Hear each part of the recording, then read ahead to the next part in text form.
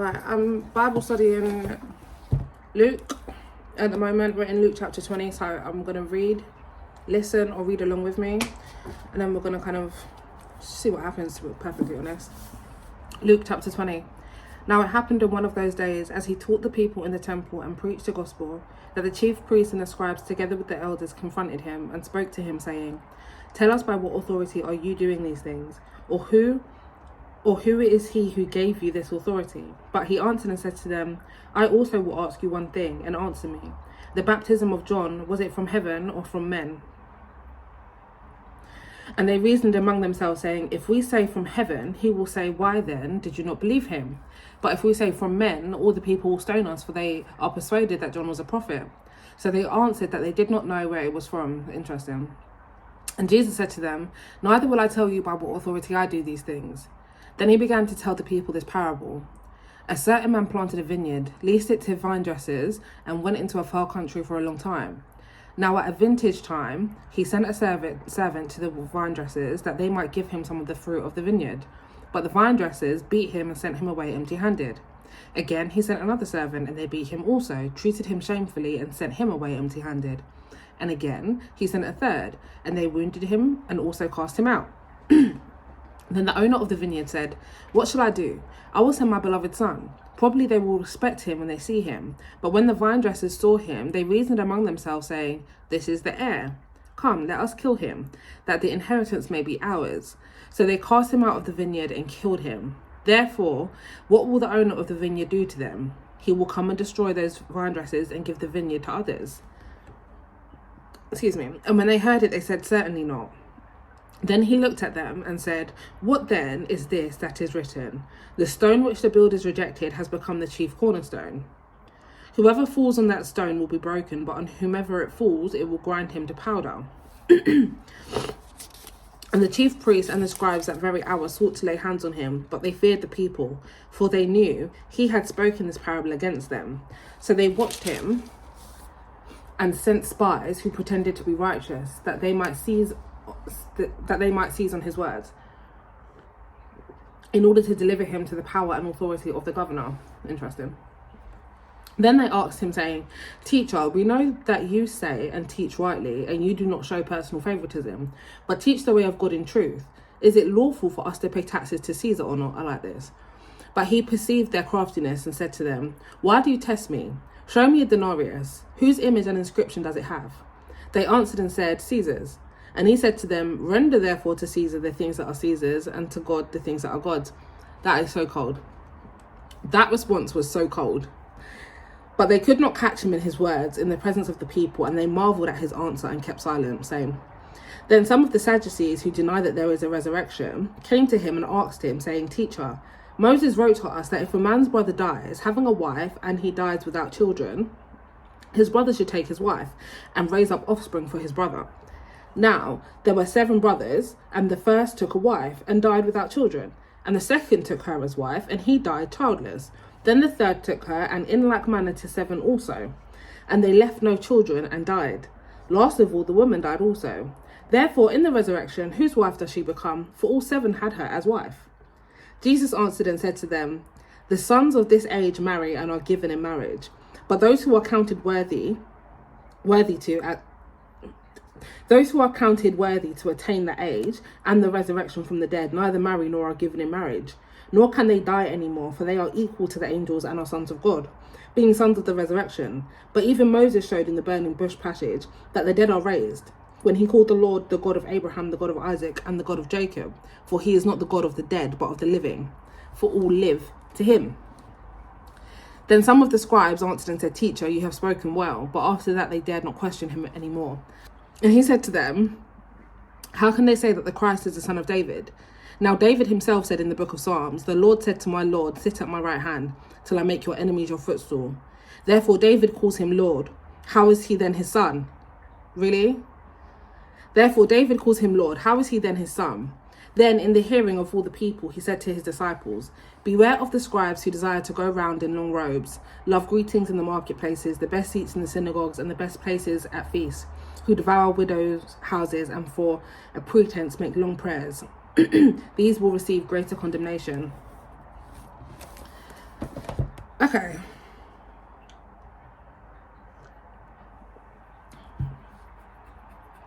I don't know. How do we feel about that? How do we feel about that chapter? How do we feel about not even just the chapter, but how do we feel about our relationships with Christ at the moment? I'm just like, I feel like I'm in this constant tug of war and I am bored of it. Oh my gosh, I've got a poem and I say, I was in a constant tug of war and I am bored of it. Overpaid for your love, it was exorbitant. Gassed up our love and then I exhausted it. Like hair that grew back too quick, I got coarse with it. Oh, I'm so cold. Anyway, yeah, when it comes to our relationship with Christ, where are we? Where are we sat? Because me, I feel like this year has been one of the hardest years. One second. It's been one of the hardest years as it pertains to my faith, because I feel like I've been on some sort of roller coaster. It started at the start of the year and it has bled through the entirety of this year, where I just feel like everything has been a question, everything has been doubt, everything has been uncertainty. I've just been so unsure. And personally, I hate that feeling when it comes to my relationship with Christ. Like, to be in a position as a Christian where you feel like, am I believing in the right thing? If you lot haven't felt that way, this conversation is not going to go well. Like, you're not going to appreciate this conversation. And I don't even know what this conversation is supposed to be about. I was just on the phone to my mum and we were talking about goals for the new year and what we want to achieve. And we'd spoken about long form content before, but she kind of reminded me that she thinks I should be doing long form content. I've not planned this today to have this conversation, but whatever comes out, comes out. I just wanted to read this verse because that's what I've been reading recently. So I wanted to open up with reading the verse, and I thought I was going to do like a Bible study, but I don't know. I think we just need to discuss.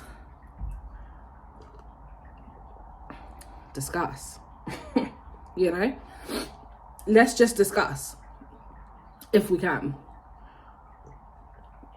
Like, feeling uncertain about where you stand with Christ, but then constantly being reminded that he's always there is very testing. It's very trying and it's very confusing. I don't know if you lot have had the thoughts like me, but I'm like, am I believing in the right thing? Is this text that I'm following, I don't even want to say it, but like, and those questions that run in your head, when you have them and then you get a reminder of who he is, it's like these two sides of you are constantly in tension with one another. Because the side of you that questions if this is the right thing, it brings light and levity in some respects, because you think to yourself, if it's not, I can let this go. And then you think to yourself, if it was that easy, I would have just let it go. If it wasn't, like, there is something about having an encounter with God that means your life is just never the same. I feel like I'm gonna cry. But there's something about having an encounter with God that means your life, like, everything changes from that point, right? And so the hard part about that is that you can't deny his existence because you had the encounter. And there's something in the word. I remember I was reading, it was in one of the Gospels, so it's probably in all of them. But I was reading something and it said, it was something along the lines of basically when he who like believes in, I don't know what I'm trying to, let's do some Googling.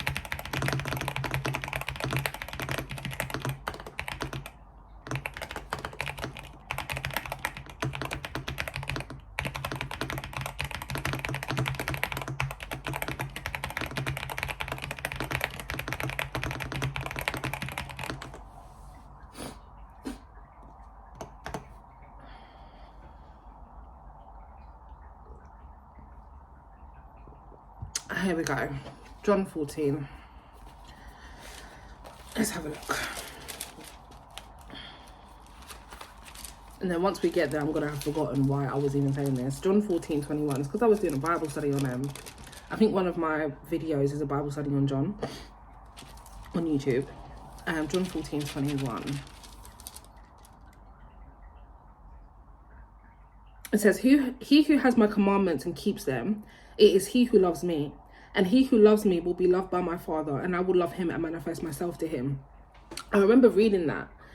One of the last times that I've read it, and I've read like the New Testament, at least the Gospels, several times. I don't know how many times. But I remember one of the last times that I read John 14:21, and I just had this light bulb. I just had this light bulb moment where I was like, that's my testimony. That's how I got saved, which is, he who has my commandments and keeps them is he who loves me, right?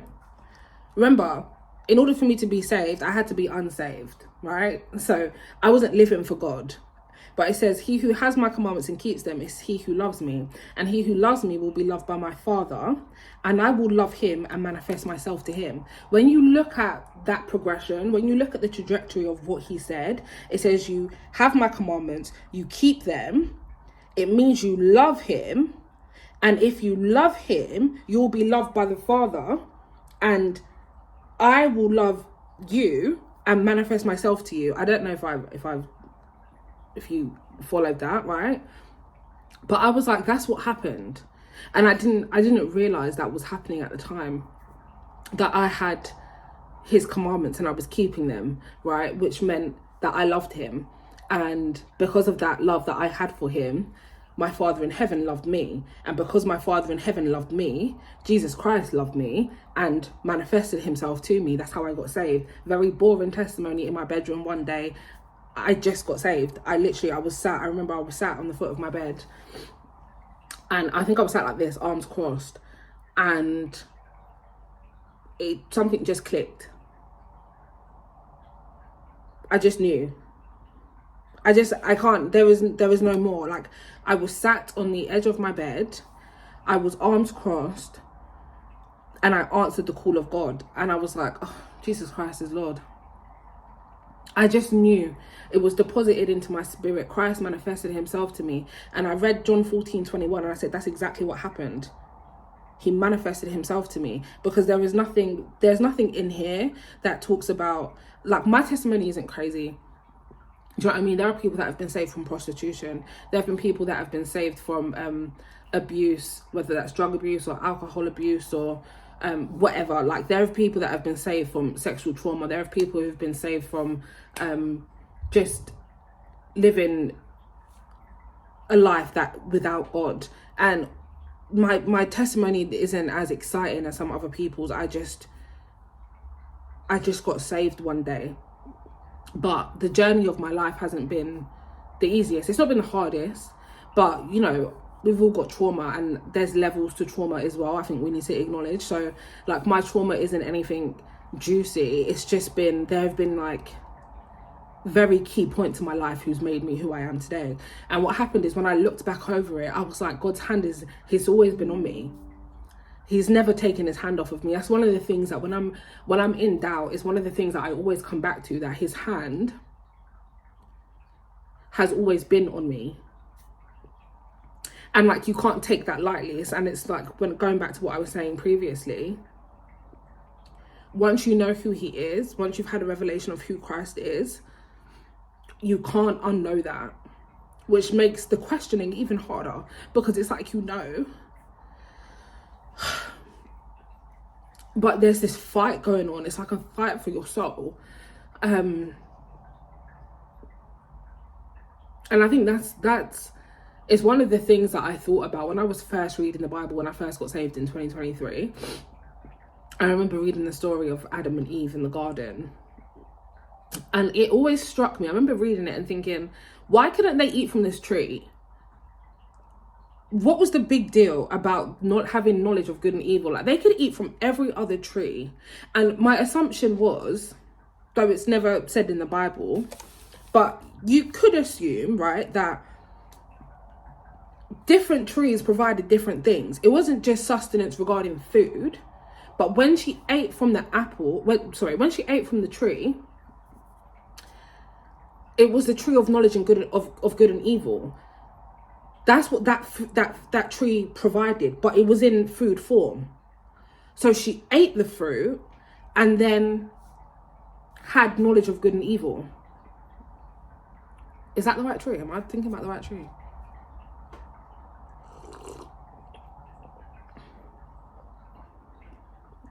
Yeah, I'm pretty sure.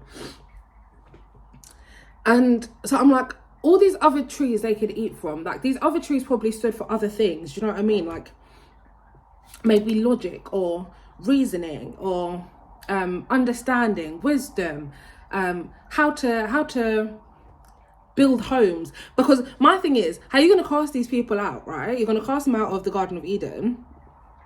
How would they know to do anything if not that they were accumulating knowledge of other things whilst in the garden? I hope I'm making sense. People are tracking with me, right? And so it always made me think, what was this tree like? Why not this tree? Why not knowledge of good and evil? And a few things came to mind, but like one of the first things was that like knowledge is so burdensome. Taking this back to what I was saying about once you know God, you can't unknow him, and that makes the tussle in your spirit so much harder. It's when you know something, there becomes this like burdensome onus upon you to act on what you know. And when you don't, you become complicit, right? So it's like, God forbid, you can't know a child is being abused and not do anything about it. You become complicit in that child's abuse if you know and you do nothing. Do you see what I'm saying? And so there's something about knowledge that is very beautiful, but very costly. It costs a lot to know something, right? Because it's depending on what you do with it is one of the markers of your character. Yeah. So it's like so many of us will go and get degrees and then do absolutely nothing with our degrees. And I don't mean like the people who haven't gone into that field. I don't think that counts. Like many people have degrees and they don't work in that field. But I mean, doing nothing with what you know. If a situation presents itself, if you've got a degree in law, yeah, I've got a degree in law, and somebody asks me a question about law that I actually know, which like that's never happened. I don't know how I got my law degree. That was literally the blood of Jesus Christ. I can't remember a single thing, and I've just been accepted onto my master's. Baby, I don't know what we're doing. Like, I'm telling you, life is a mess, right? But if somebody asks me a question about law and I actually know the answer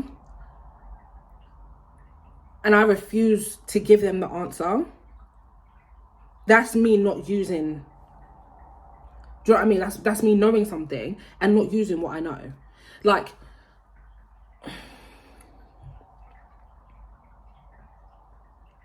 there's just such a responsibility.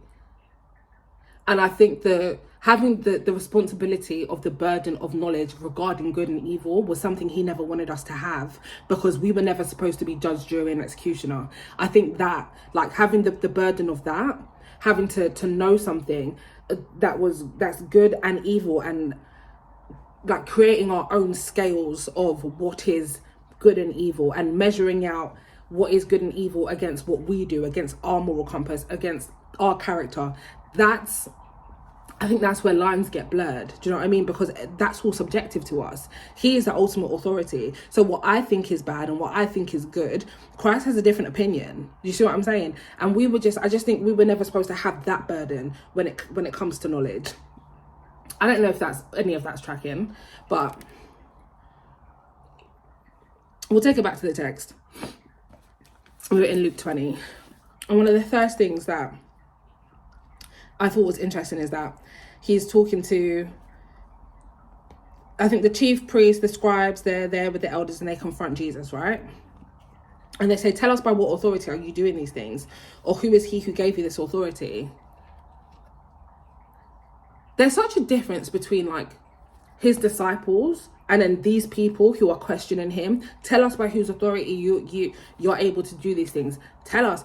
Where the disciples are just following him, right? That they're like, we know that we know before we even know. And let me tell you why the disciples are gang for just following him the way that they did. There's like previously, like at the start of the gospel according to Luke, he does whose boat is it? Is it Peter's boat? He takes someone's boat. I think his name's Simon at the time. And he's like, let me get in your boat. And then they cast down the nets. He's like, we're done fishing. We found no fish here. He's like, let down your nets. They let down the nets. They pull up a big piece of fish. They get back to shore. Simon falls at Jesus's knees and says, Lord, depart from me. I'm a sinful man. This man don't know him from nowhere, but immediately knew. Doesn't know him from anywhere, but immediately knew, like, I'm not worthy to be in your presence. And it says the disciples, I don't know how many of them there were at that time, but it says they left everything they knew behind and they followed him from that point. I think that was in the first couple of chapters of Luke. And I'm like, cool. Then you keep reading and you get to the point where Jesus falls asleep in the boat. And I think it's so crazy that in that chapter, Jesus falls asleep in the boat. The winds are thrashing. They're scared they're going to drown. They're like, how can this man be asleep? And we're about to die. And so they're like, teacher, wake up. Like, what's going on? Can you help us? And he's like, yeah, fine. And he makes the wind and the waves stop and everything's cool. And then this is what got me. The disciples said, who is this? Who is he that even the wind and the seas obey him? And it let me know, these guys didn't even really know who they were following. They just knew they had to follow him. Do you understand what I'm saying? It's like, they knew who he was, but they didn't know. Like, because we get to the point where he asked them, who do people say I am? And they're like, some say you're John, and some say you're someone else. And he's like, who do you say I am? And Simon Peter's like, you're the Son of God, period. And yeah, like, so it's like they knew, but there's still that questioning. It's not even a questioning, but there's still that, like, who is this guy that even because it hasn't been revealed to them yet. And that's why he says, like, blessed are you because flesh and blood didn't reveal this to you, but my Father in heaven. Like, there are some things that just get deposited into your spirit that you know that, and once you know it, you can't unknow it. But I'm saying we're in such a grapple with the world. I think this is why it's so hard when it comes to, like, standing strong in my faith. The first year when I was on fire for Christ, no one could tell me nothing about my Lord and Savior. Not a thing. I would listen to you for sure, but you couldn't tell me. I was on fire. Like, I was on fire. I miss that version of myself so much, and everyone would keep saying it. You're gonna be on fire for Christ, and then that fire's gonna burn out, and just see where you land.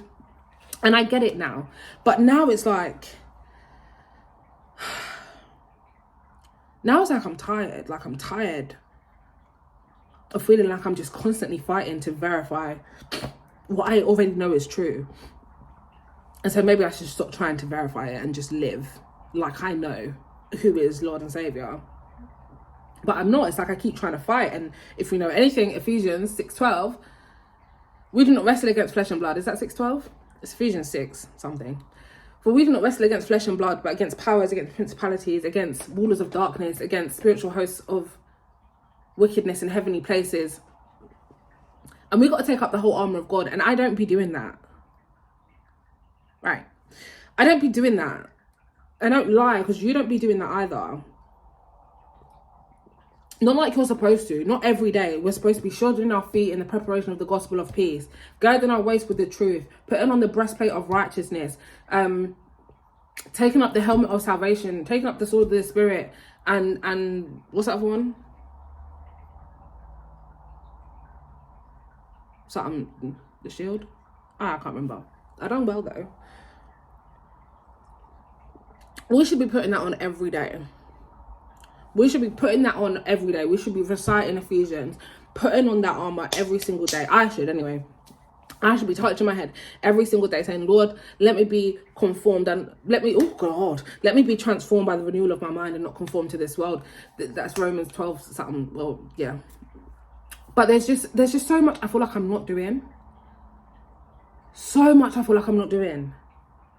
And I'm so tired of feeling like I'm not doing enough for God. Like I'm struggling to just like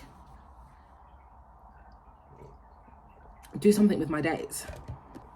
Sorry guys, I had a little bathroom break.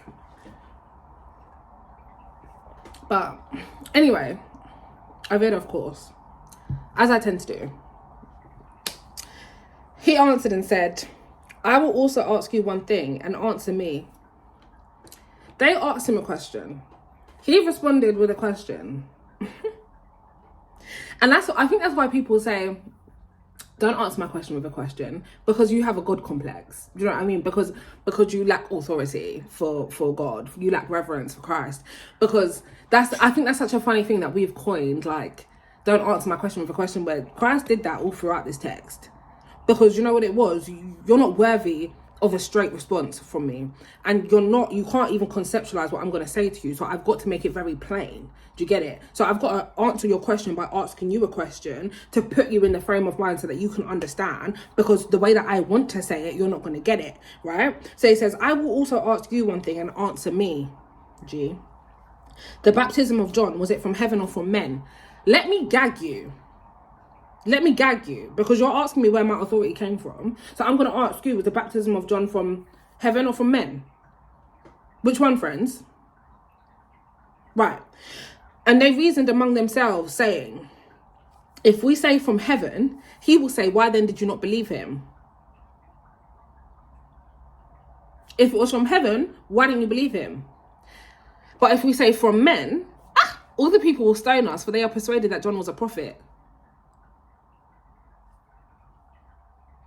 Oh, where does my authority come from? Where does my authority come from? What kind of authority do you think it would take for me to answer your question with a question like this that's going to leave you gagged? Consider that. Right. So, they answered that they did not know where it was from. Of course you did. Of course you did, because what else were you going to say? What else were you going to say except you don't know? Because if it was from heaven, why didn't you then believe him? And if it was from men, so was John not a prophet? Do you know what? This is the part of the problem with, they're reasoning the two sides. It says, if we say from heaven, he will say, why then did you not believe him? That's the one side where they're wrestling with the authority of Christ. And then the other side is, but if we say from men, people will stone us because they're persuaded John is a prophet. And then you're wrestling with man. You can't have two masters. Do you understand? That you can't please everybody. And that's why, like, when people travel in packs like that, like the Pharisees, Sadducees, chief priests, elders, all of that, it gives you, like, the saying strength in numbers is accurate, because it makes you feel stronger than you actually are. But it's not. It's a real weakness when you can't stand alone, when you can't say what you want to say. Because it's either you say it was from heaven or it was from men, and you stand on whatever that answer was, and you feel okay to be corrected. And if you can't, then you can't. Do you understand what I'm saying? And I think also that whole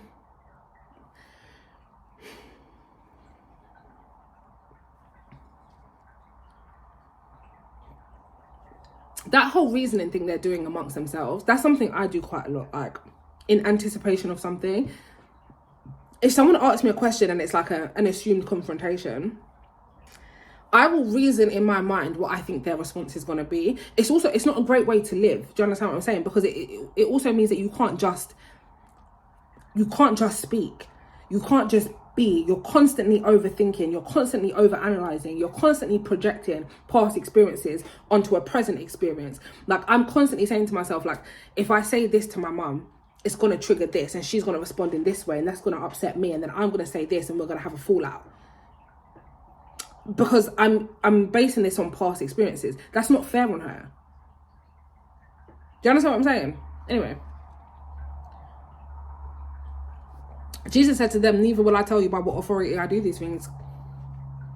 Because it's not that they don't know. They just don't know what answer to give him that's going to cause them the least amount of blowback. So it's not that they don't know. There's a refusal to tell him what their answer is. So that's why that's why he didn't say, neither do I not know, because he does know. That's why he says, neither will I tell you by what authority I do these things, because you can't tell me by what authority John came in. Right. The other thing that gagged me was, it was a similar kind of, a similar situation. with where it was talking about Caesar. So it says, teacher, we know that you say and teach rightly. Now you're buttering me up. Now you're trying to get on my nerves. Like, now you're trying to like lick my bum. Do you know what I mean? Then they asked him, saying, teacher, we know what you say. We know that you say and teach rightly, and you do not show personal favoritism, but teach the way of God in truth. Is it lawful for us to pay our taxes to Caesar or not? You're trying to catch my man out. And one thing about my God is he can't be caught out. He is the catcher, right? He names people the catcher of men, right? Anyway, it says, he perceived their craftiness and he said to them, why do you test me? Why are you testing this man? Show me a denarius. Whose image and inscription does it have? I love this so much because I feel like this was the perfect answer. This was a perfect answer for a group of people that are trying to catch you out. He says, show me a denarius. Whose image and inscription does it have? They answered and said, Caesar's. He said, render therefore to Caesar the things that are Caesar's, and to God the things that are God's. And they couldn't catch him out on his words. Do you know why? Because that was so clear. That was so clear. Like, I can't explain it any clearer. Render to Caesar the things that are Caesar's, and render to God the things that are God. That is live lawfully. Live according to the authority of whatever government you're under. Do you know what I mean? I am in the UK, right? Just because I serve God, it doesn't mean that I could go around and rob a bank. It doesn't mean that I could go and not pay my taxes, but because I'm a child of God. That doesn't make sense. No. Render to Caesar the things that are Caesar's. Render to the United Kingdom the things that are the United Kingdom's. But don't forget to render to God what is God's. That's your entire life. Do you understand? And those things become easier as well when you do that. And to me, that was so clear. Like, those things are of man. Those things are of man. And that the two can't be mixed. Like, we're not going to mix man and God. Do you understand? Like, that's not what that's about. Whatever belongs to another, you render that to them. But what belongs to God, you make sure you give that to God. Because otherwise, you're just giving parts of yourself away for no reason. Do you know what I mean? But that, I loved that piece, that part in the chapter. And I've always loved that. I've always loved that response. When he says, render to Caesar the things that are Caesar's and render to God the things that are God's. Like, yeah, because it's a clear distinction between what is God's and what is owed to where you are.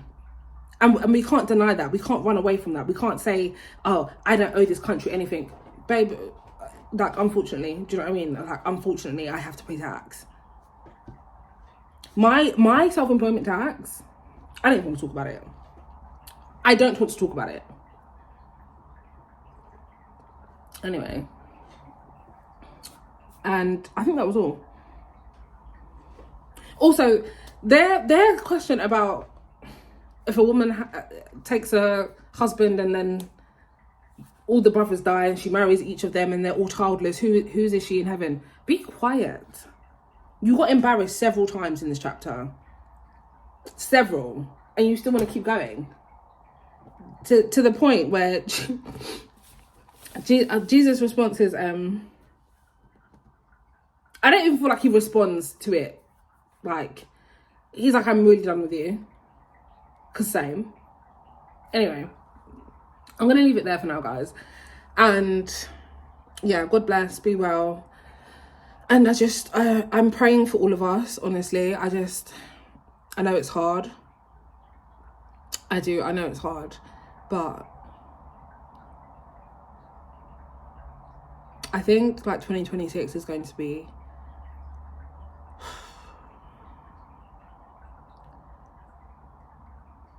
I don't know what it's going to be. I'm prayerful that it's a beautiful year, that it's filled with a restoration of faith and a restoration of who we are. I'll get into this more in another video, but there in Luke, there were several times where he was healing and he would say to some people, he'd say, you're healed. And then like to some people, he'd say, your faith has made you well, go. And that's what I want for us. I don't just want the healing. I want the faith your faith has made you well. Because there's a difference in that. Like, I will discuss it properly in a different video, but there is a reason why when he healed the 10 men of leprosy, he sent them on their way. He said, go and show yourselves to the elders, I think, or the priests. And it was as they were walking that they got healed. And one of them turned back. He noticed he was healed. He turned back to Jesus and he went to him and he was just glorifying him. And Jesus says, wasn't 10 of you saved? Where's the other 9? Sorry, weren't 10 of you healed? Where's the other 9? Did they not see it fit to come back and give thanks for their healing? And so he says to the one, your faith has made you well. Go your way. And that phrase he said a few times to a few specific people, one of them being the woman with the issue of blood and one of them being the paralyzed man that the friends dropped down. But he didn't say your faith has made you well to the other 9, just this one. And that really let me know that there is a difference between being healed by God and being made well by God. To be made well is to be restored fully back to him, is to be restored in mind, body and soul, is to be made well is what you want. You don't, I think we've been focused so much on healing in this kind of this self-help era, this self-help world. And it's not just about that. He doesn't just want you healed, he wants you made well. And it's your faith that will make you well. And he wants to be able to say to you, your faith has made you well, go your way. And that is to say, your faith has restored you back to me. Your faith has restored your body. Your faith has restored your mind. Your faith has restored your spirit. Your faith has restored your strength. Your faith has restored it all. It's your faith. Your faith has restored it. The restoration. And that's what I want for us, not just to be healed from certain things, because we can be healed.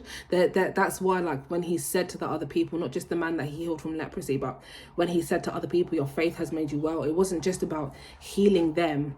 It wasn't just about healing the physical thing that they thought they needed healing from. It was about restoring them back to themselves so that they didn't walk in the same way that they did when they first came here. Because what would be the use in healing the physical but not the internal?